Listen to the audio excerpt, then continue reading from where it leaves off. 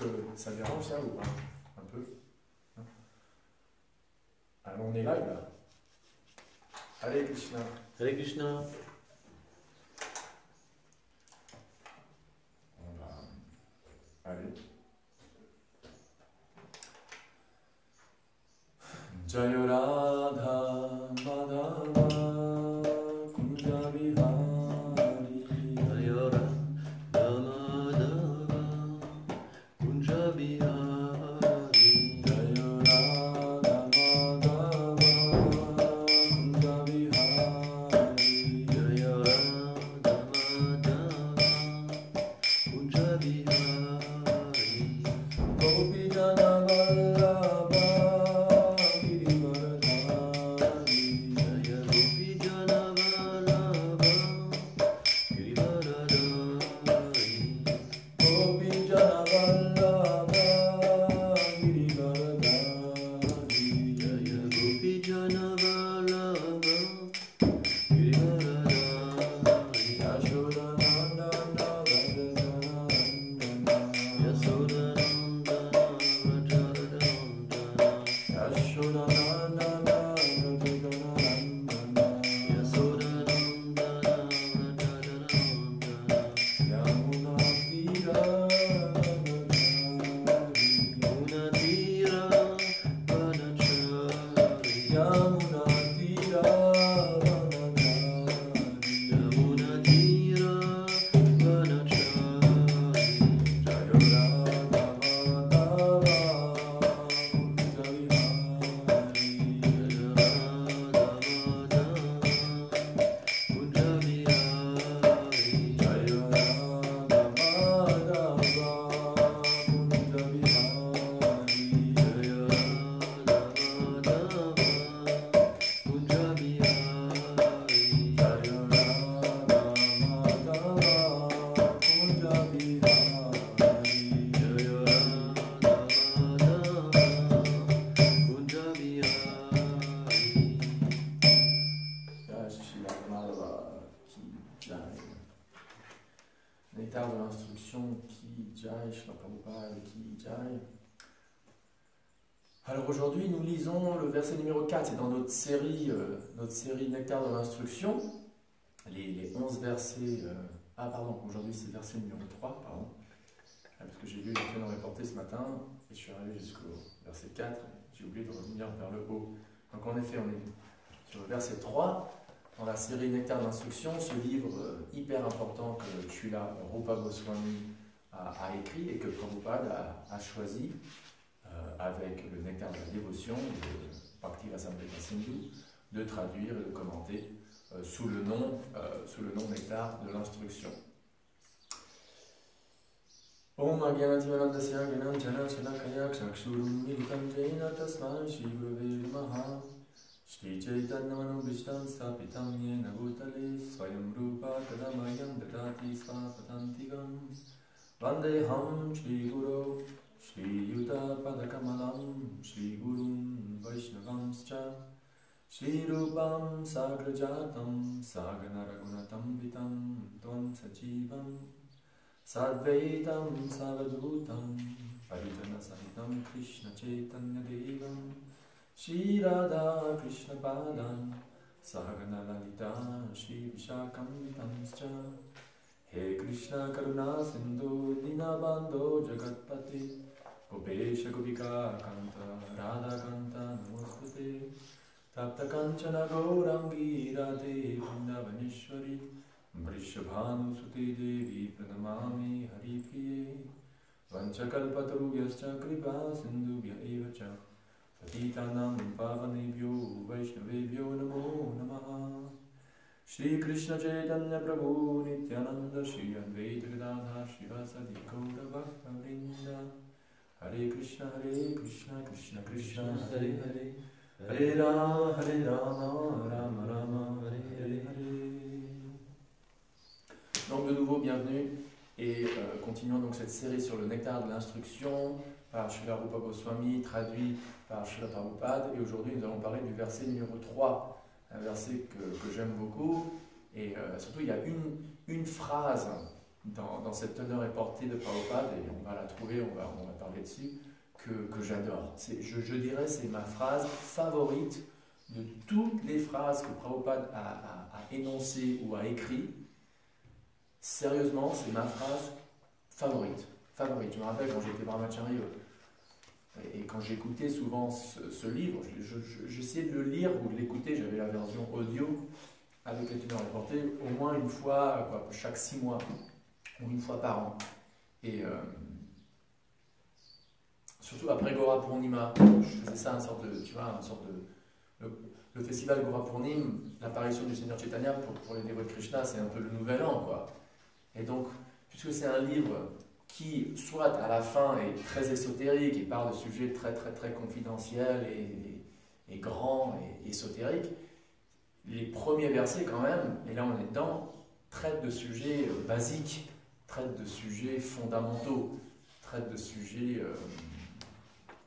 qui forment les piliers qui soutiennent notre pratique spirituelle. Et donc voilà, donc c'est un verset, c'est un texte qui est un verset numéro 3, enfin tous les versets sont importants, mais surtout les premiers versets, c'est des versets qui nous aident beaucoup, nous, en tant que pratiquants dans la conscience de Krishna. C'est des versets qui sont importants pour nous tous, qu'on soit débutant, qu'on soit moyen, avancé ou ultra avancé dans la conscience de Krishna. Ce livre et ces versets sont des... imaginez qu'on conduit sur une autoroute et il y a des signes qui disent voilà, Goloka dans 500 km, ou Jagannath Puri dans 500 km, ou voilà, la pure dévotion dans 400 km. C'est des sortes de pancartes, de signes, de signposts, comme on dit en anglais, qui nous encouragent et qui nous rappellent un peu voilà, les paramètres, voilà, la route qu'il faut suivre, il ne faut pas sortir à droite ni à gauche et continuer par l'avant. Donc hier, le verset 2, c'était un verset qui nous parlait des choses négatives, ou en d'autres mots, des choses qui font du mal, qui gâchent notre bhakti, notre service à Dieu, notre service à Krishna. Et là, dans le verset numéro 3, Rupa Goswami nous parle des 6 activités, des 6 choses qui sont positives, qui sont bonnes, qui nourrissent, qui donnent du support à notre service à Krishna. Donc on peut dire, là, hier c'était un peu un aspect de la pièce, et là maintenant c'est l'autre côté de la pièce. Et donc le verset se lit ainsi. Utsahan nischayadharya tattat karma pravartana sangatyagat sato prite shadbir bhaktir prasidhyati. La traduction, on va la lire à la fois en anglais et à la fois en français. Parce que s'il y a des choses que j'aime pas dans la traduction en français, eh ben, j'irai directement à la version en anglais et je la traduirai moi-même. Malheureusement, je ne sais pas lire le sanskrit. J'aurais bien aimé pouvoir vraiment connaître le sanskrit, comme par exemple Hridayananda Goswami connaît le sanskrit, ou Garuda Prabhu connaît le sanskrit. Parce que là, tu as accès au texte même, et si tu es situé dans une siddhanta, si tu connais bien la conclusion, les teneurs et portées de Prabhupada, tu peux dénicher des joyaux de réalisation, de connaissances basées juste sur la grammaire du texte, quoi. Mais pour la grande majorité d'entre nous, on ne sait pas lire le sanskrit ni le bengali classique, donc on se fie aux traductions de Prabhupada. Et donc, quand il y a une traduction en plus en français de la traduction de Prabhupada, bon, là, il y a cette expression en anglais, hein, lost in translation, perdu dans l'acte de la traduction, quoi. Quelque chose qui se perd dans la traduction. Donc c'est bien au moins de revenir à la traduction de Prabhupada, qui elle-même est une traduction du sanskrit, mais bon, on a foi en Prabhupada que non seulement son sanskrit était bon, mais que la traduction qu'il donne, c'est une traduction très consciente de Krishna. Bref, je lis en anglais et après en français. There are 6 principles favorable to the execution of pure devotional service. 6 principes sont propres à l'accomplissement du service de dévotion pure. Pas vraiment propre, c'est-à-dire quoi? Être quelque chose qui est propre à quelque chose, qui correspond à quelque chose, n'est-ce pas? Et ça, c'est pas vraiment quelque chose qui est propre à l'accomplissement, parce que Prabhupada traduit ça en disant il y a 6 principes qui sont favorables. pas juste propre à l'exécution, mais favorable. Ce verset parle de ce qui est favorable et le verset d'avant parlait de ce qui n'est pas favorable. Donc là, quelles sont les activités qui sont favorables à l'exécution ou à l'accomplissement du service de dévotion pure? 1. Being enthusiastic. Être enthousiaste. 2. Endeavoring with confidence. Et là, c'est traduit comme la conviction. Endeavoring, ça veut dire faire de l'effort. Hein, faire de l'effort. Et là, c'est donc faire de l'effort, endeavoring with confidence. Donc faire un effort, ou agir avec confiance. Avec confiance. 3. Being patient, être patient. 4. Acting according to regulative principles. Et entre parenthèses, Prabhupada dit such as Shravanam, Kirtanam, Vishnu, Smaranam, et il cite le verset connu du 7e chant du Bhagavatam, mais on va le lire. Et là en français, c'est traduit comme l'adhérence aux principes régulateurs, tels l'écoute, le chant et le souvenir des gloires de Krishna. Ah, c'est bien traduit. Numéro 5. Abandoning the association of non-devotees. Le rejet, ou l'abandon plutôt, il dit abandoning, donc l'acte d'abandonner, quoi? Eh bien d'abandonner la compagnie des abhakta. Une traduction en française, le bhakta. Pourquoi est-ce qu'on n'a pas mis le dévot? Prabhupada a traduit le mot devotee comme dévot. En espagnol, en portugais, en italien, on dit el devoto, il devoto, el devoto, mais en français, dans la traduction, on dit le bhakta. Comme si le mot dévot, c'est quelque chose de mal. Okay. Le mot au moins dévot, c'est quelque chose qu'on trouve dans le dictionnaire français. Parce que bhakta, ça veut absolument rien dire dans le dictionnaire français. Et si Prabhupada voulait utiliser un nom original sanskrit, il aurait dit bhakta. Il aurait dit the bhakta, mais il a traduit bhakta en dévot. Alors pourquoi on traduit le mot bhakta en bhakta et on garde le mot bhakta? Je me demande pourquoi.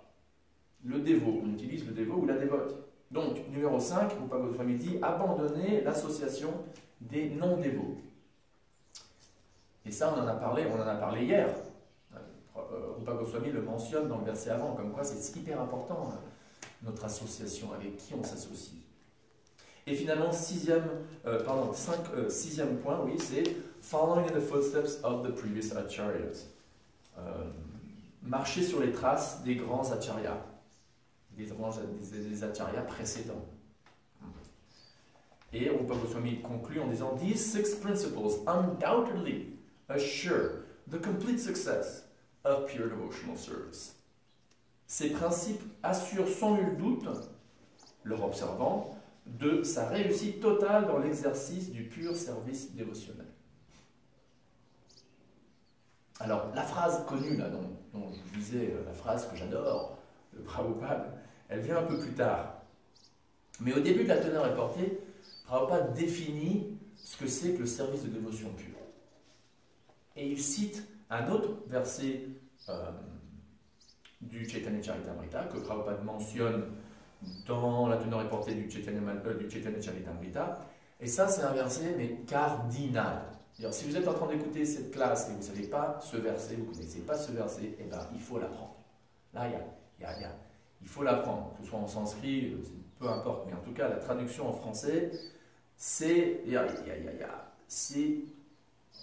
un verset cardinal du Bhakti Yoga, du Vaishnavisme. C'est vraiment la définition même de ce que c'est que la Bhakti. Okay? Alors, ce verset, c'est Anya Vilashita Shunyam, Gyana Karma Dhyanavitam, Anukulyena Krishnanu Shilanam Bhaktir Uttama. Uttama, ça veut dire la plus haute. Hein? Uttama, la plus haute quoi? La plus haute Bhakti. La plus haute Bhakti. Donc, qu'est-ce que c'est que la Bhaktir Uttama, la plus haute Bhakti? Eh bien, c'est ce qui traduit avant.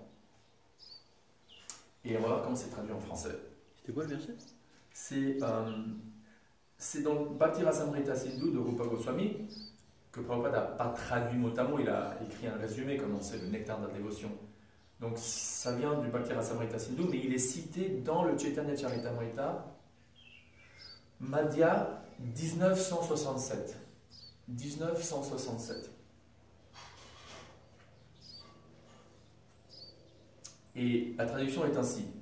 L'on doit servir favorablement le Seigneur suprême. Donc ça c'est déjà le premier point.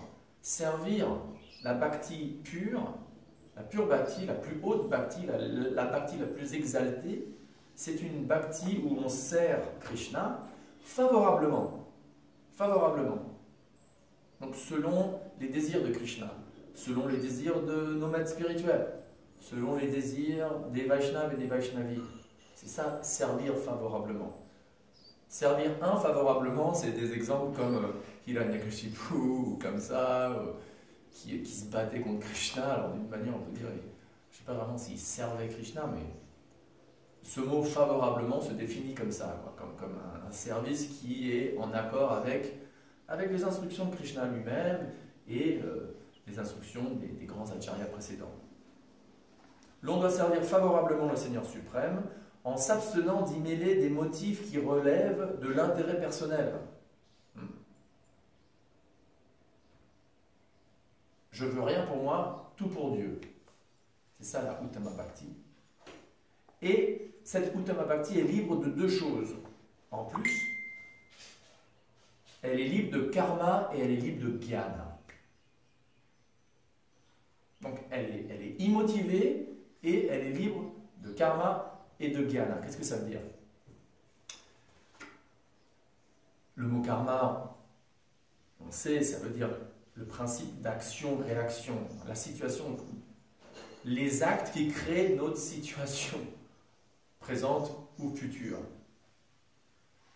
Mais karma peut aussi se référer à la section des écritures védiques, ces traditions, disons, hindoues, entre guillemets, qui ne sont pas désintéressées, qui n'ont pas comme but ultime d'aimer ou de vouer un service de dévotion pure, immotivé à Radha Krishna, au couple divin, mais plutôt un sort de business, de transaction business à tel et tel Dieu, où je te fais un petit service, je te fais un petit sacrifice, et en retour, tu vas me donner plein d'argent, une belle femme, une belle voiture, de la renommée, une naissance sur une planète supérieure dans la vie prochaine, etc. etc.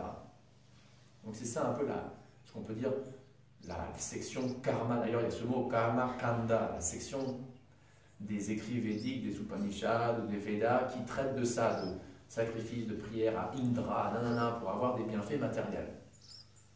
Et dans la société hindoue aujourd'hui, en Inde ou en dehors de l'Inde, on voit beaucoup ça. On voit beaucoup de ça. Des gens pieux qui font leur puja, qui offrent leurs fleurs et tout, qui donnent des donations à tel temple ou à tel temple. Mais c'est vraiment centré sur du business. Si je fais ça pour avoir un bienfait matériel. Pour avoir un bienfait matériel. Donc, Rupa Goswami dit, la pure bhakti, elle rejette ça. Elle rejette ça. Non seulement elle rejette le karma, mais elle rejette le jnana. Alors, qu'est-ce que c'est que le jnana? Jnana veut dire en sanskrit connaissance, knowledge, savoir. Alors, quel genre de savoir? Le savoir à propos de Krishna, le savoir de la bhakti? Non, pas du tout. Le savoir ou le désir d'accumuler du savoir, de spéculer sur la nature du divin avec comme but la mukti ou la libération. C'est ça que Rupa Goswami rejette. Donc, en d'autres termes, toutes les traditions qu'on trouve en Inde, mais qu'on trouve aussi dans les filières un peu mystiques du christianisme, par exemple chez Meister Eckhart, chez les soufis, dans l'islam, ces traditions, et bien sûr en Inde, chez ce que Prabhupada appelait les Mayavadis, ceux qui suivent Shankaracharya, le commentaire, l'interprétation ou les enseignements de Shankaracharya, la tradition Advaita Vedanta non duelle, où ultimement l'âme et Dieu ne font qu'un. Nous sommes que Dieu. Tu es Dieu, je suis Dieu, on est tous un, on est tous Dieu, et c'est ça le but. Et c'est ça donc ce qui se réfère au jnana. Et là aussi, Rupa Goswami dit, on rejette ça. On rejette ça. Donc d'un côté, on rejette une religiosité, une spiritualité qui a comme but d'avoir des biens matériels, que ce soit dans ce monde, dans ce corps ou dans un corps, dans une vie prochaine, et en même temps, ou en parallèle, qui rejette aussi cette entreprise de se libérer de la naissance et de la mort. Alors, Krishna dit, hein, si tu le connais, si tu me connais bien, au moment de la mort, tu ne reprends plus naissance. Donc dans la bhakti, il y a la mukti, il y a la libération incluse. Mais ce qui est beau, c'est que le dévot ne veut pas cette libération. Il dit, je m'en fiche, moi je veux simplement te servir, vie après vie. C'est ça qui est tellement beau. Mais l'effort spécifique de se libérer et de spéculer sur la nature de Dieu, oui, Dieu n'est pas ceci, Dieu n'est pas cela, peut-être Dieu est ceci, Dieu est cela, le Brahman, nanana, avec comme but de se libérer, ça, Rupa Goswami dit, il rejette ça. Alors qu'est-ce qui reste? Qu'est-ce qui reste? Il reste plus qu'un dévot qui offre une fleur au pied de Krishna avec dévotion. Ce qui reste, c'est la pure bhakti. Servir Krishna avec dévotion, avec amour, sans désir égoïste, d'une manière désintéressée, pour l'amour de servir Dieu, et voilà, et rien de plus.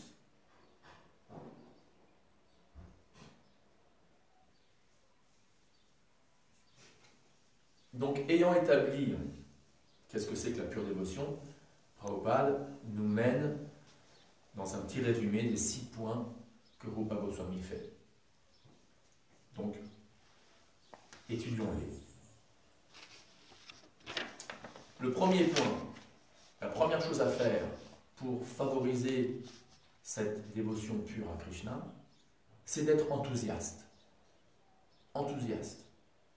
Il faut avoir de l'enthousiasme dans notre vie spirituelle.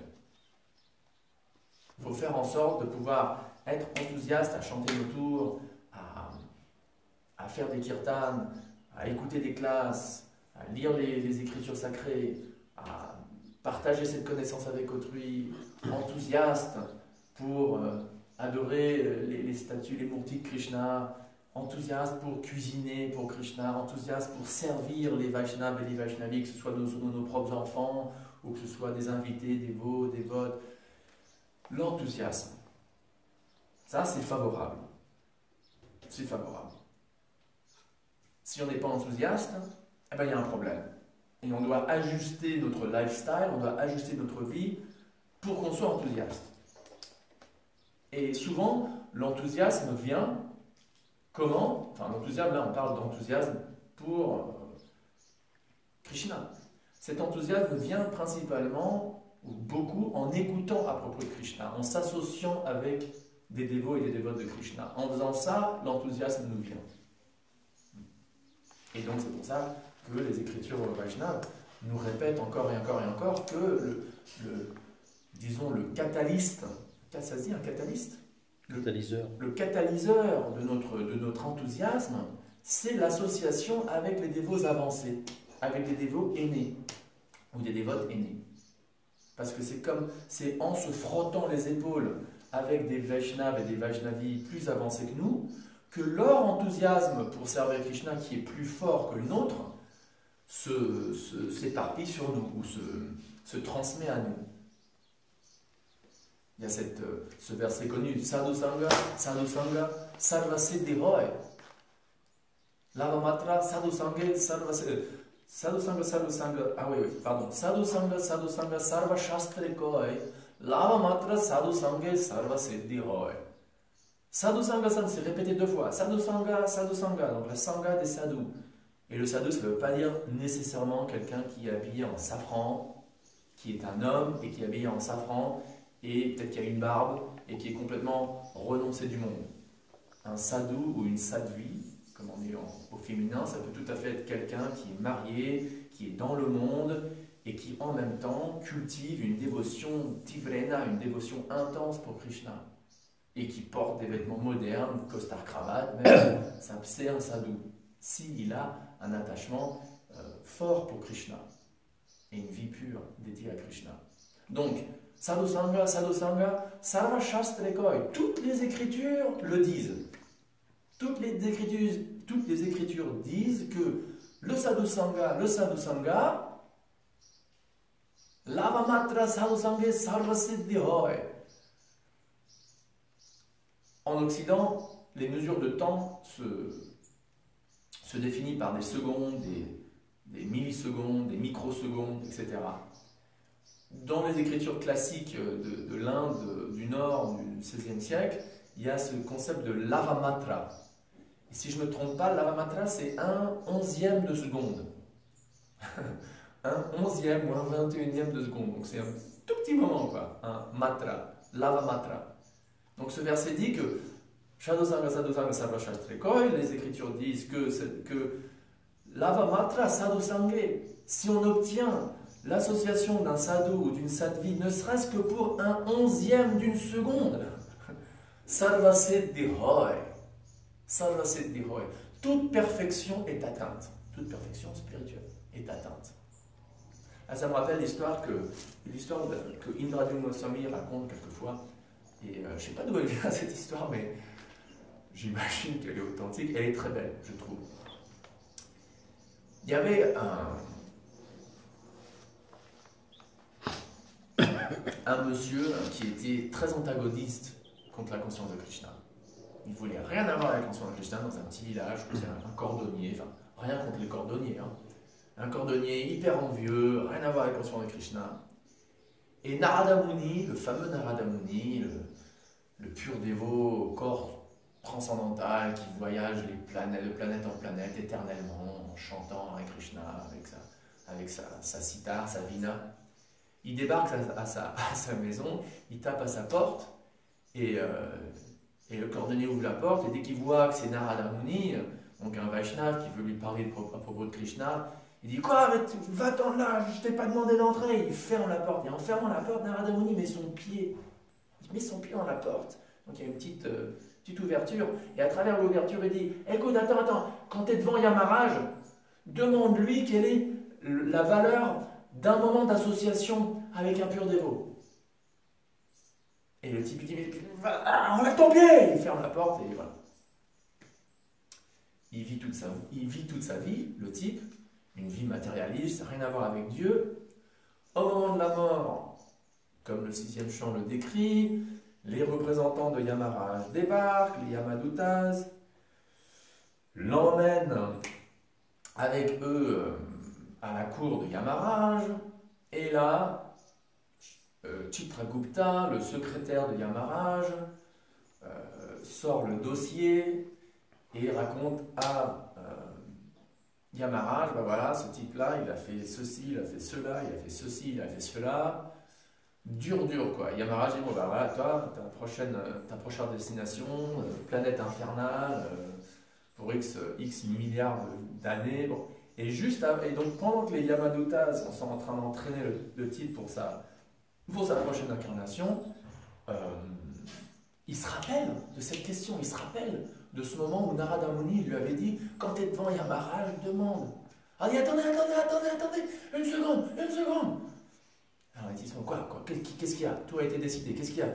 Et j'ai une question, quel est le bénéfice de l'association, ne serait-ce que pour un moment avec un pur dévot? Et il ne sait même pas ce que ça veut dire, quoi. Mais il se rappelle, et il dit c'est peut-être ma seule chance d'échapper à ce calvaire qui m'attend. Alors quand il pose cette question, que toute la cour autour de Yamaraj réagit comme ça. Oh là, quelle question, oh là là, quelle question. Et Yamaraj il dit mais quelle question tu me poses? Cette question je ne peux pas la répondre. Cette question, seul Brahma peut la répondre. Et alors le type il dit bah ok, et quoi maintenant? Et il dit tu dois aller chez Brahma et tu dois lui poser la question toi-même.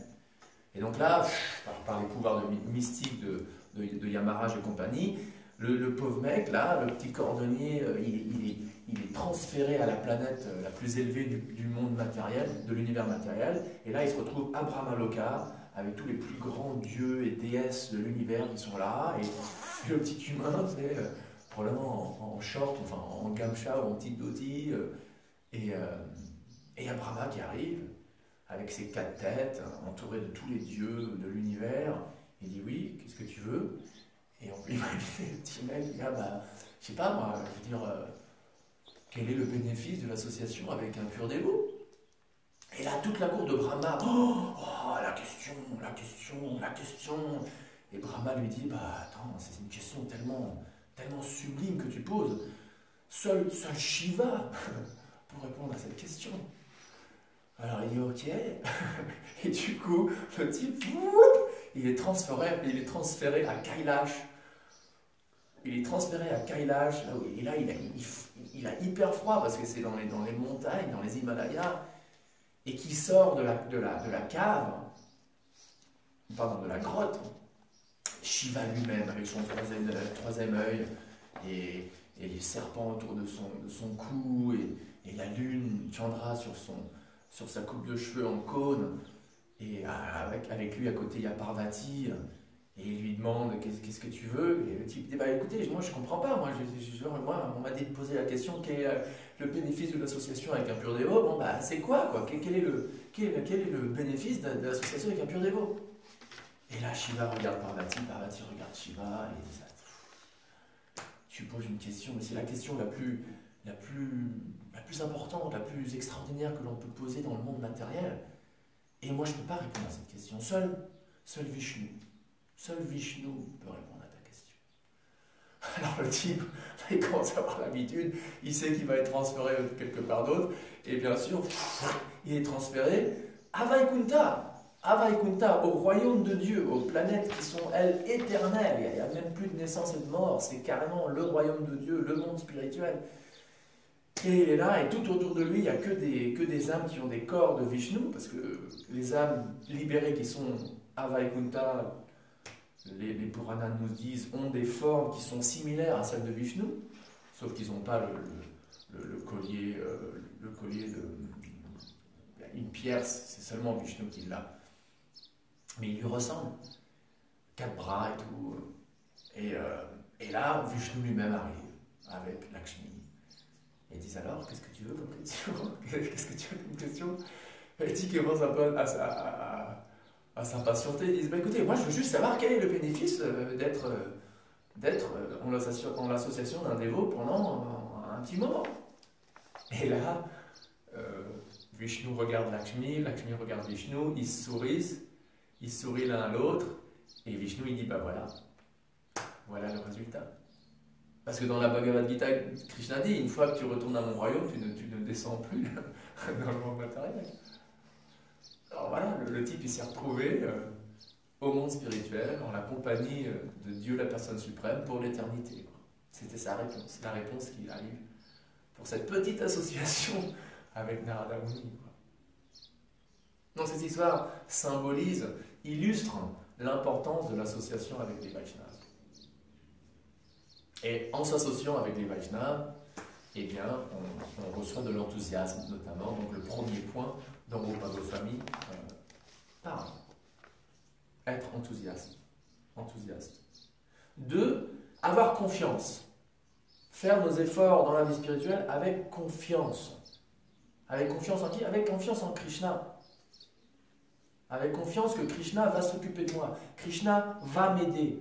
Krishna va me donner ce dont j'ai besoin, même matériellement.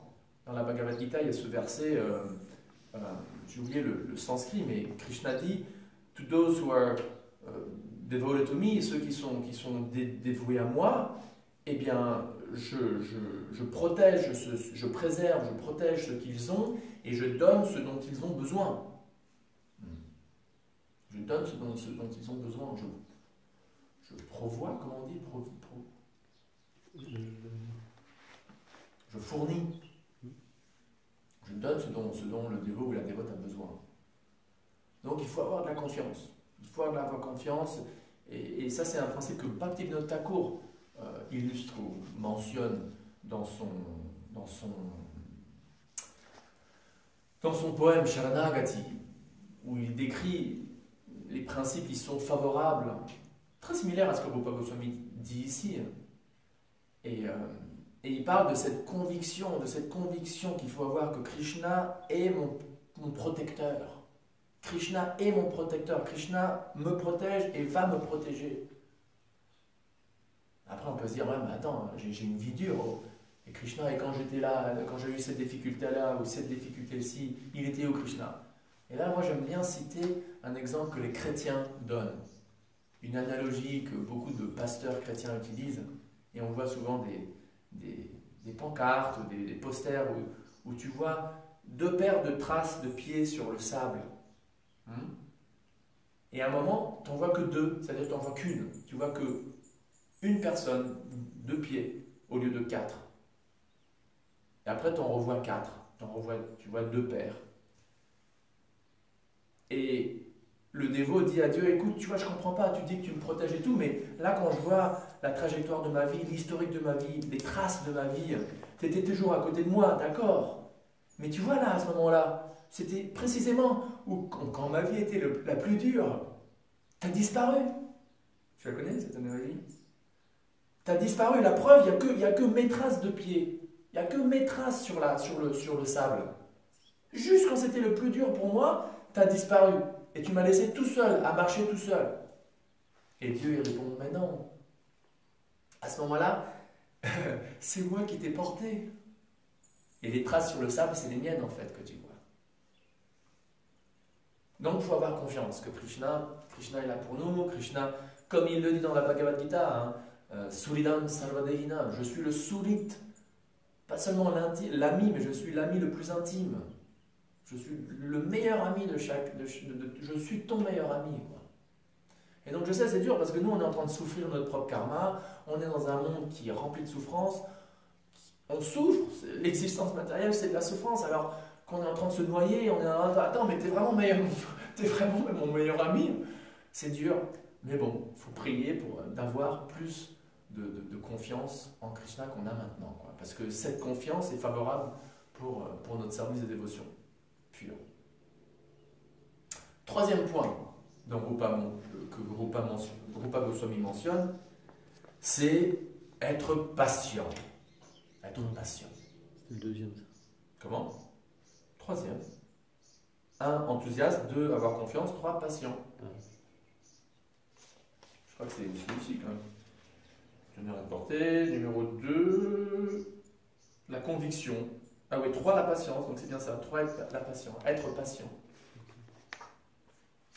Prabhupada donne un super exemple que quand tu as une jeune fille, enfin une jeune femme, pardon, ou une femme, qu'elle soit jeune ou pas, mais bon, Prabhupada parle d'une jeune femme, quand elle se marie, et si elle veut des enfants, et généralement, sans faire trop de généralisation et tout respect envers les femmes qui ne veulent pas d'avoir d'enfants, ok.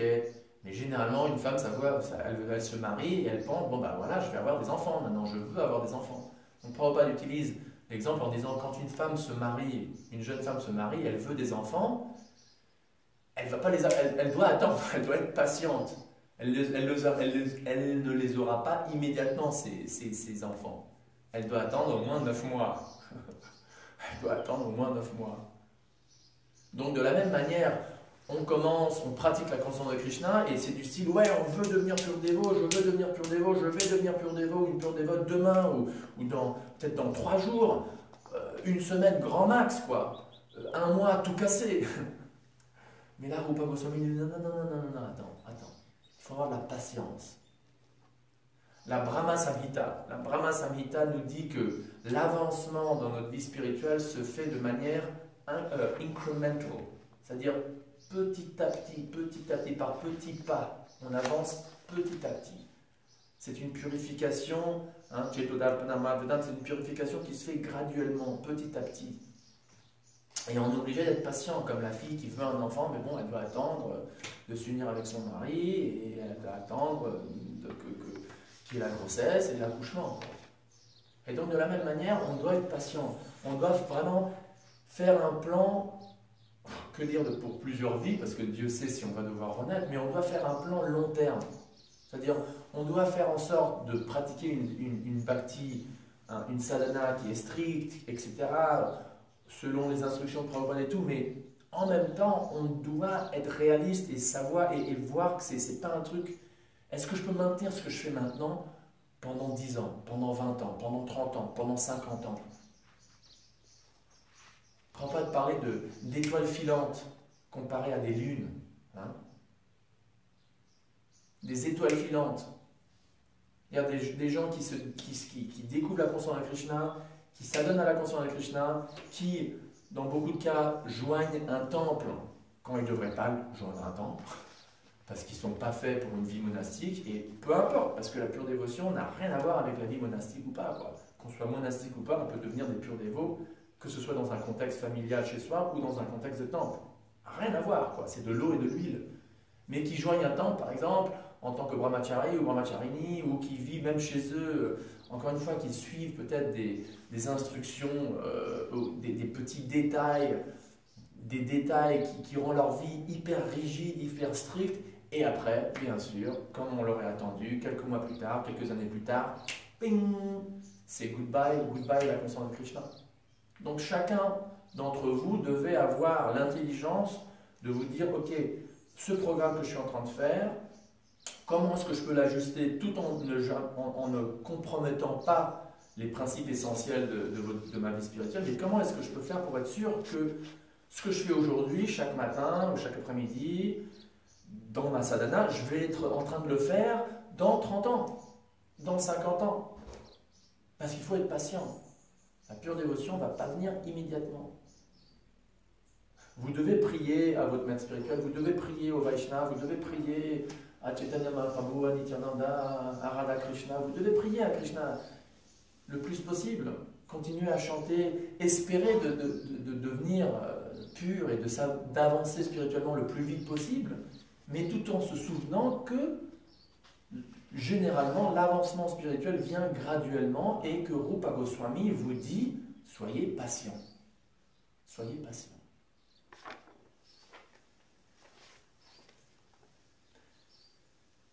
Soyez patient en sachant, comme l'indique le verset 2, que Krishna, comme on dit en anglais, he's got your back. Krishna, ça se dit, en fait, ça se dit pas en français, il a ton dos. Ça veut rien dire. Quelqu'un qui a ton dos,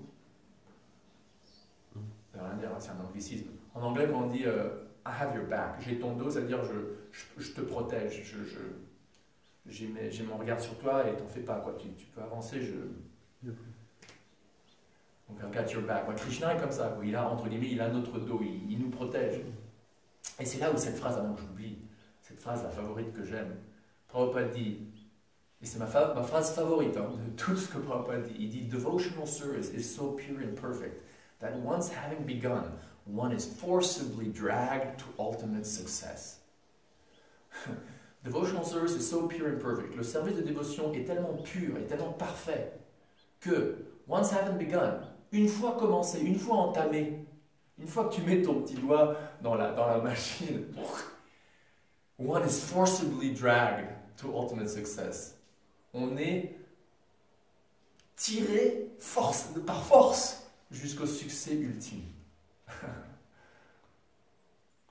Une fois qu'on commence le service de dévotion, eh ben, c'est Krishna lui-même qui nous... Allez, là, t'as commencé, là, tu viens avec moi.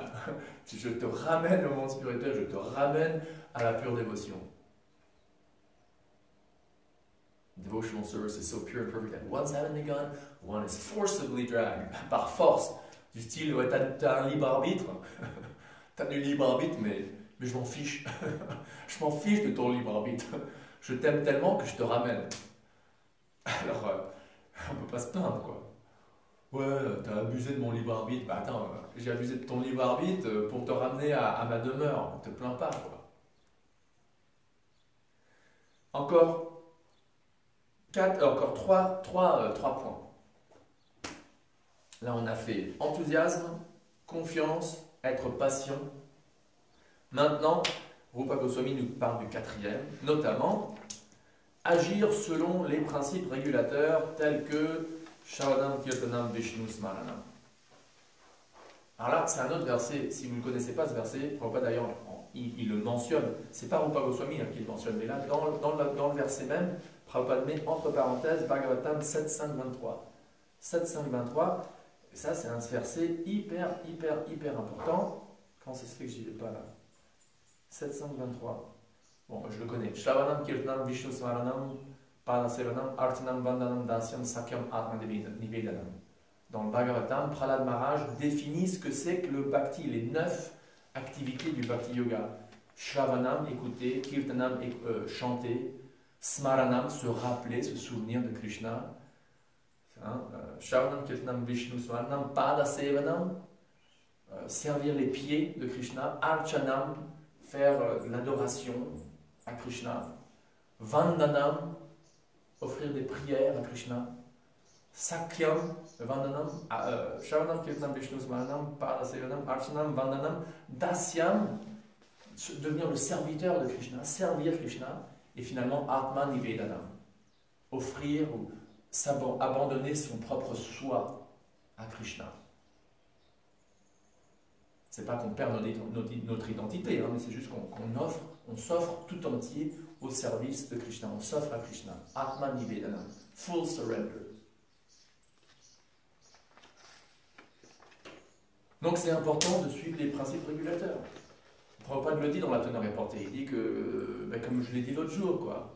Et c'est pas que la conscience de Krishna, c'est une règle, c'est des règles, des règles, des règles, des règles. D'ailleurs, il y a une lettre que Prabhupada a écrite à Hridayananda Maharaj en lui disant, s'il te plaît, ne présente pas la conscience de Krishna comme une liste de règles à suivre. Plutôt, présente la conscience de Krishna comme une science sublime. Mais en présentant cette science sublime, on doit quand même parler un tout petit peu de principes de lifestyle qu'un dévot ou qu'une dévote de Krishna devrait suivre au mieux que possible pour avancer spirituellement. Et Rupa Goswami le mentionne ici. Suivre les principes régulateurs, donc les principes positifs tels que Shravanam Kirtanam Vishnu Smaranam, et aussi éviter les activités qui font mal à notre vie spirituelle. Et dans la teneur et portée, comme je vous ai dit, de ce verset même, Prabhupada dit, voilà, quand on fume, quand on boit, quand on a des relations sexuelles en dehors du mariage, idéalement en dehors de la procréation, il faut le mentionner, hein. Et quand on s'adonne au jeu de hasard, bon, ces 4 activités ralentissent notre avancement spirituel, ralentissent notre avancement. C'est la vie, c'est comme ça. Mais là, c'est pas qu'on vit une vie spirituelle en se concentrant sur comment ne pas faire ceci, comment ne pas faire cela. Dans la conscience de Krishna, on essaie de se concentrer sur le positif, sur obtenir ce que Krishna décrit dans le 2e chapitre de la Bhagavad Gita, notamment le Param Drishva, d'ailleurs c'est le titre du livre de cuisine qui vient de sortir. Le goût supérieur. Le goût supérieur, ce concept de goût supérieur, ça vient directement de la Bhagavad Gita, 2e chapitre, verset 59 ou 58, comme ça. Param Drishtva, Drishtva ça veut dire goût. Où Krishna dit Vishaya vinivartante niraharasya dehina raso varjam raso pyasya param Drishtva nivartate. Il dit une âme conditionnée dans un corps peut temporairement éviter, restreindre ses sens des objets des sens, mais ça va pas marcher. Par contre, ayant l'expérience d'un goût supérieur, là, cette âme est fixée dans la conscience de Krishna. Donc c'est quand on goûte un goût supérieur, quand on goûte, et c'est quoi ce goût supérieur? C'est la réciprocité de Dieu. C'est Dieu qui réciproque avec notre amour pour lui, avec notre effort de l'aimer. Et c'est là où il nous donne carrément du plaisir, du ananda dans le cœur. Et quand on reçoit cette ananda, cette joie, on n'a pas envie de fumer des joints, on n'a pas envie d'avoir des relations sexuelles pas nécessaires, on n'a pas envie de manger de la viande, on n'a pas envie de jeux de hasard. Parce qu'on goûte à un goût qui est supérieur. Et on l'a tous expérimenté, ça. Même nous qui sommes des débutants, on a eu des moments dans notre vie spirituelle où on a goûté à un goût supérieur. Et c'est ce qui nous pousse à nous réveiller le lendemain matin et continuer à chanter Hare Krishna. Et quand on perd ce goût, on va chercher le goût quelque part d'autre. Et c'est là, d'accord, c'est là où on va le chercher dans le sexe, c'est là où on va le chercher dans l'intoxication, c'est là où on va le chercher dans les jeux de hasard, c'est là où on va le chercher dans les activités alarmiques. Donc la clé, la formule magique, le secret, c'est de faire en sorte, et c'est pas automatique, ça, Dieu il n'est pas automatique, mais en tout cas d'avoir le goût supérieur. Mais Rupa Goswami nous dit que si on suit donc ces principes régulateurs, tels qu'écouter, tels que chanter, tels que se souvenir, tels que d'adorer, tels que servir, etc., les 9 principes là que Prahlad Maharaj mentionne, eh ben, il y a des très bonnes chances que Krishna nous donnera un goût supérieur. Et donc de l'avancement spirituel. Plus que deux. Numéro 5, Rupa Goswami en parle déjà dans le numéro 3. À quel point c'est important. Abandonner ou laisser tomber l'association des non-dévots. Dans le verset avant, il dit que ce qui va faire mal à ta vie spirituelle, c'est de s'associer avec des gens qui ne sont pas intéressés à la spiritualité, à la dévotion à Dieu, à la conscience de Krishna. Et là, il répète la même chose dans son verset où il dit, voilà, ce qu'il faut faire, ce qui est bon, ce qui est favorable pour la conscience de Krishna, eh ben, c'est d'éviter, d'abandonner l'association des non-dévots. Et c'est dans cette teneur et portée que Prabhupada cite Chaitanya Mahaprabhu, que j'ai cité hier, où il dit comment est-ce qu'on définit un Vaishnav, Asatsangatyag Vaishnavajag, celui qui abandonne l'association des non-dévots. Et là, encore une fois, on ne va pas répéter ce qu'on a dit hier, mais il y a un équilibre harmonieux à garder et à faire très attention à garder. Un équilibre entre d'un côté faire attention à ne pas trop se mouiller avec des gens qui sont matérialistes, qui ont une conscience matérialiste, qui vont donc nous rabaisser notre conscience et nous pousser vers la vie pécheresse et donc la vie pas heureuse d'un côté, avec de l'autre côté ce principe fondamental que Krishna lui-même enseigne encore et encore dans la Bhagavad Gita, notamment que il n'y a pas toi et moi, les dévots, les non-dévots, les karmis, les non-karmis, tu vois, il n'y a pas, quand on a une vision dans la vertu, dans la bonté, quand on a une vision transcendantale, Samadashina, on voit qu'il n'y a qu'une seule famille dans l'univers, il n'y a qu'une seule famille, on est tous des fils et des filles, on est tous reliés au Père suprême. Et donc, il faut faire attention à ne pas avoir développer une attitude méprisante et condescendante envers quiconque. Envers quiconque. Et ça se voit par exemple dans l'expression des grands acharyas dans leurs poèmes, tu vois. D'un côté, ce sont des purs dévots, des dévots des Mahabhagavats, quoi. Et qu'est-ce qu'ils écrivent? Ils écrivent « Je suis pire qu'un ver de terre dans le caca ». Il n'y a pas plus déchu que moi, quoi. Donc il y a une grande humilité qui se développe en même temps. Et non pas une attitude méprisante envers les non-dévots, quoi. Voilà, pour le numéro 5. Faire attention avec qui on s'associe. Et si on abandonne l'association des non-dévots, eh ben, on peut avancer spirituellement. Et ça se fait naturellement de toute façon. Ça se fait naturellement. Quand vous avancez dans votre vie spirituelle, et par exemple, vous avez des membres de la famille qui n'ont rien à voir avec la conscience de Krishna, bon, bah, vous les voyez à des réunions de famille ou ceci, cela, et ah, salut Jean-Luc, salut Michel, salut Dani, nana, et grand bisou et tout, et vous avez de l'affection et tout. Et vous jouez peut-être au tennis avec eux, nana, à faire de la voile, aller voir un film, mais à un moment vous en lassez, quoi. C'est naturel, vous lassez de l'association matérialiste. C'est un truc naturel, quoi. C'est pas un truc... C'est naturel. Dans l'association de non-dévots, ben, à un moment, bon, bah, ok, combien de limonade est-ce que je vais boire, combien de films je vais regarder avec lui, combien de balles de tennis on va se taper, combien de ragots on va discuter de combien de ragots et de rumeurs, pendant combien d'heures on va parler de la situation politique du monde et de la Ligue 1 du foot. Bon, après un moment, c'est du style, bon, bah là, s'il te plaît, parlons de Krishna. Parlons de Krishna. Donc, c'est un truc naturel qui se fait. Mais Rupa Goswami nous rappelle abandonner l'association des non-dévots. Et finalement, 6e point, suivre dans les traces des acharyas précédents. Suivre dans les traces des acharyas précédents. Commençant avec notre propre Diksha Guru et nos Shiksha Guru et leurs gourous et les grands acharyas qui arrivent de temps en temps dans la succession disciplique.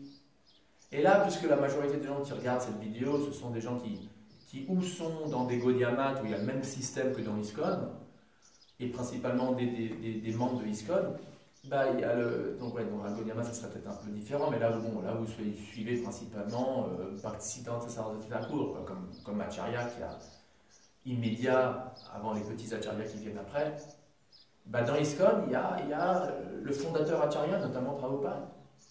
Et donc on suit les directives que Prabhupada a établies, on suit les principes que Prabhupada a établis, on essaie de suivre l'humeur, le mood que Prabhupada a expliqué, a décrit dans ses teneurs et portées.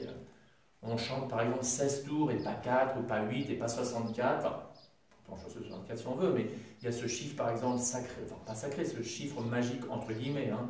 C'est un chiffre aléatoire en fait, mais bon, c'est le chiffre que Prabhupada a choisi pour ceux qui veulent être initiés, par exemple, dans le mouvement Hare Krishna. Bon, bah, il y a les 16 tours à chanter.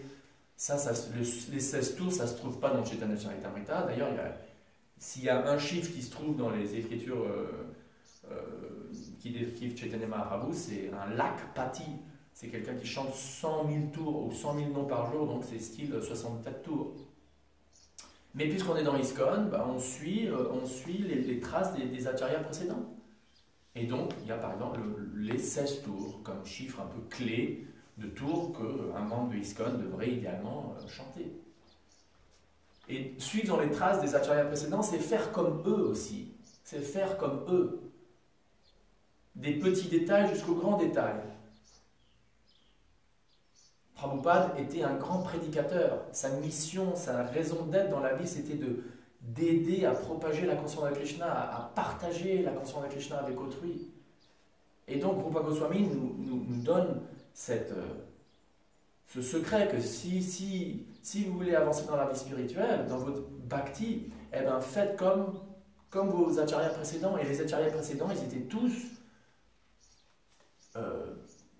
obsédés par la souffrance d'autrui, étaient obsédés pour donner la conscience de Krishna à autrui, pour allevier la souffrance du monde avec allevier, ça se dit alleviate, réduire la souffrance du monde avec la conscience de Krishna, avec la conscience de Krishna.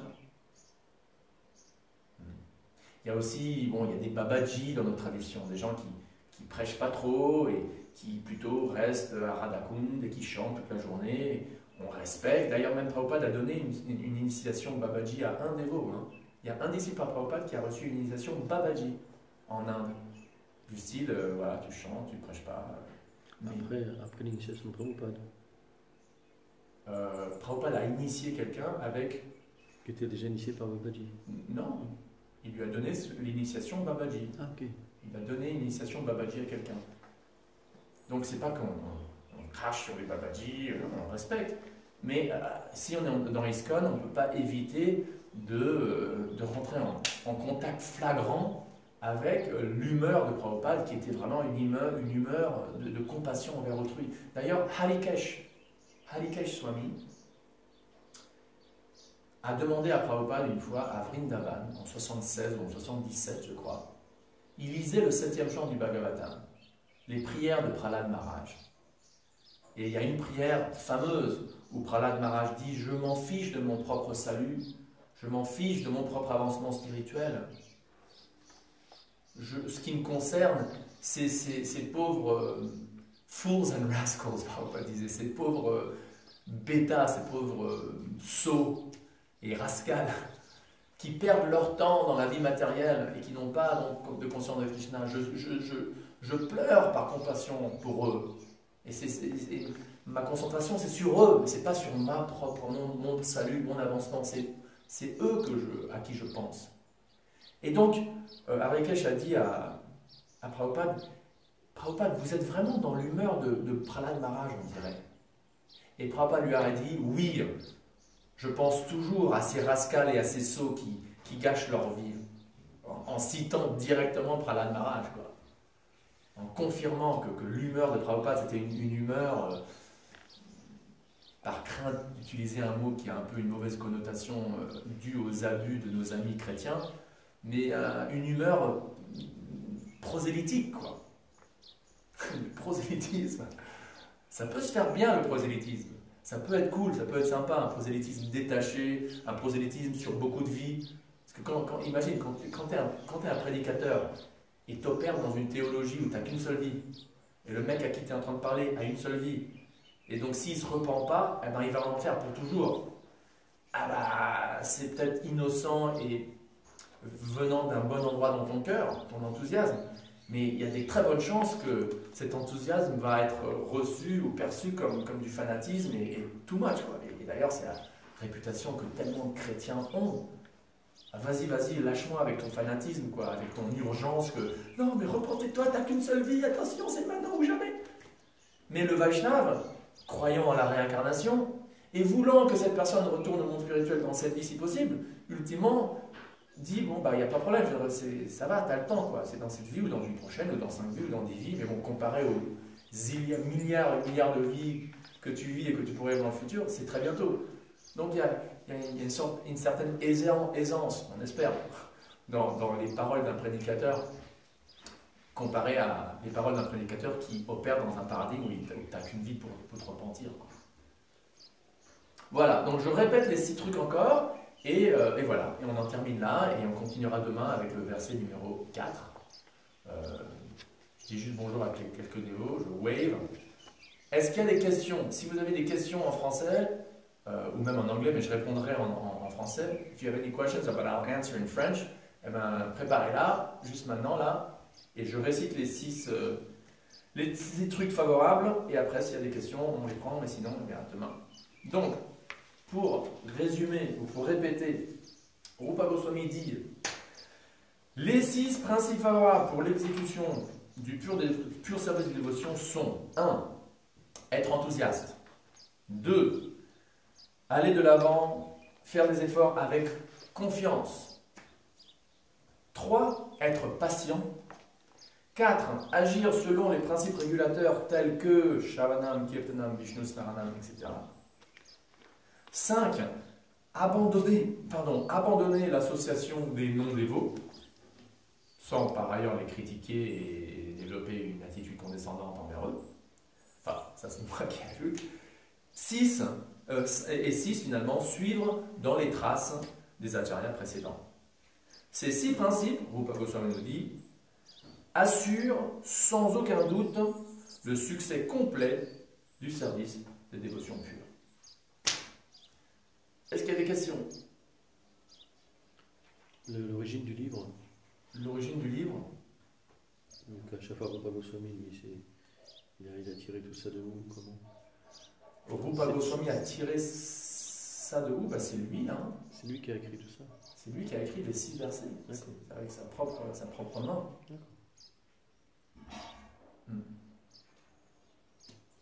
Ok, eh bien écoutez, je vous remercie. Toute gloire à Prabhupada et à demain pour le verset numéro 4 dans cette série Nectar de l'instruction. Hare Krishna.